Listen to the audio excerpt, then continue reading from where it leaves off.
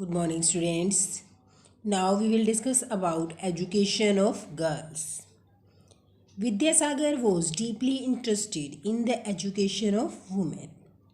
As the government inspector of school, he organized 35 schools. As secretary to the Bethune School, he was one of the pioneers of higher education for women. And his greatest contribution was the 35 schools in Bengal that he set up between 1857 till 1858 with his own money. Ishwar Chandra Vidyasagar was in the favor of women education and he organized 35 girls' schools and he ran these schools with his own money. He ran 35 girls' schools with his own money. He sets up these schools in Bengal between 1857 till 1858. The Bethune School was the first fruit of the powerful movement for women's education that arose in the 1840s and 1850s. Bethune School was started due to his efforts for women education. And that school arose in 1840 till 1850. When girls' schools were opened in the mid 19th century, many people were afraid of them. They feared that girls would have to travel through public places in order to reach school. Schools would prevent them from doing their domestic work and leave a bad influence on them. Therefore, in the 19th century, most educated women were taught at home by their father or husbands. Sometimes women learned to read and write by themselves. Many people were feared that now girls would have to travel through public places to reach the school. If they start getting education, then they will not do any household work and there will be a bad influence on their character. If they get education, then women will be aware for their rights like equality, freedoms and for their other rights.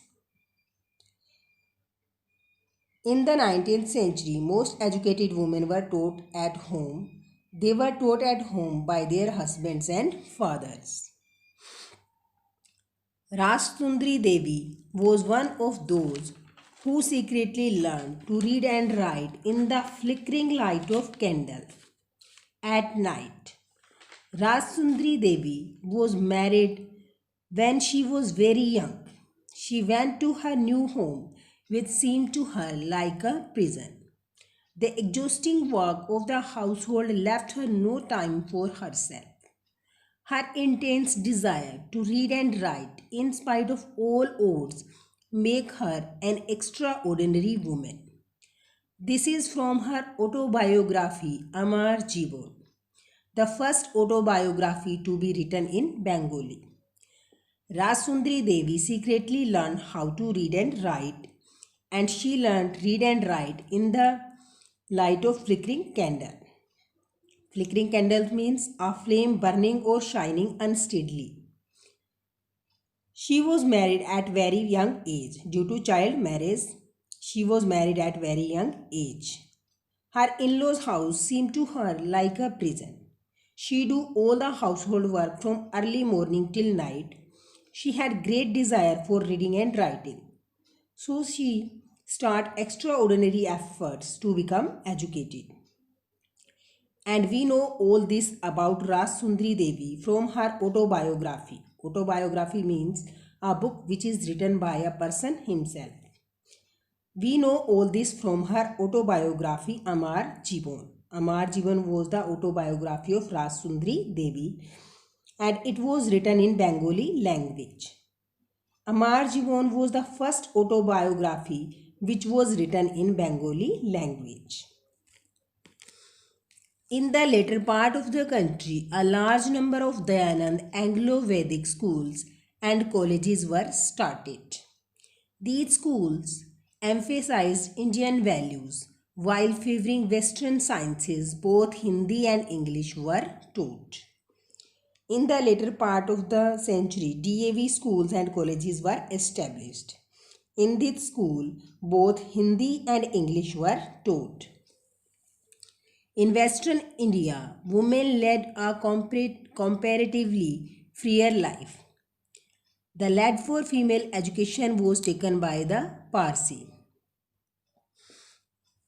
In Western India, the lead for women education was taken by the Parsis. The Parsis girls were taught at home. The Maharashtrians and Gujarati Hindus followed their examples.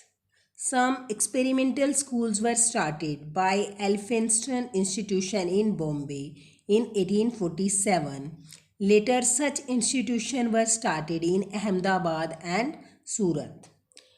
Parsis girls were taught at home. Maharashtrian and Gujarati Hindus also followed their examples. They also taught their girls at home. Some experimental schools were started by Elphinstone Institution in Bombay in 1847. In Gujarat and Ahmedabad, experimental schools were also started. Now we will discuss about Savitri Bai Phule. She was the first woman teacher in modern Maharashtra. She and Jyotiba, her husband, opened 5 schools for girls in and around Pune in 1848. In 1851, they opened one especially for the girls from the Mang and Mahar caste. She was from the Maharashtra and she was first woman teacher of modern Maharashtra. Her husband name was Jyotiba. She and her husband opened 5 schools for girls in Pune in 1848. They also opened a school for girls for Mang and Mahar caste in 1851. In aristocratic Muslim household in North India, women learned to read the Quran in Arabic. They were taught by women who came home to teach them. Some women reformers such as Mumtaz Ali reinterpreted verses from the Quran to argue for women's education. The first Urdu novel began to be written from the mid-19th century. These were meant to encourage women to read about religion in language they could understand. Aristocratic means a person who has the manner or quality of a member of privileged or super class. Muslims learned to read the Quran in Arabic. Muslim women were taught by female teachers who come to their home to teach them. Some women reformers such as Mumtaz Ali reinterpreted the Quran verses for women education. And the first Urdu novel began to be written from the mid-19th century, and it encouraged women to read about religion in a language so they could understand.